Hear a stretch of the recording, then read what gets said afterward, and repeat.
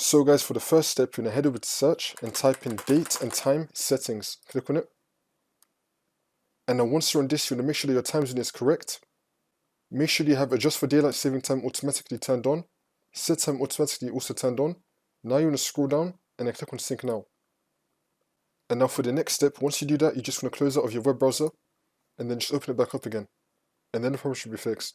If the problem is still not fixed and you're still getting this error message, then you're going to click on update date and time. And now this will come up. You're going to click on change time zone. Make sure your time zone here is also correct. And then you're going to tick automatically adjust clock for daylight saving time.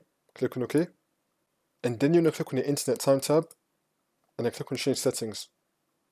Make sure that for the server you have time.windows.com selected. And then you're going to tick synchronize with your internet time server. Tick this. And then click on update now. Wait for this to load. And then click on OK. And click on OK again. And now you just want to restart your computer. And then the problem should be fixed.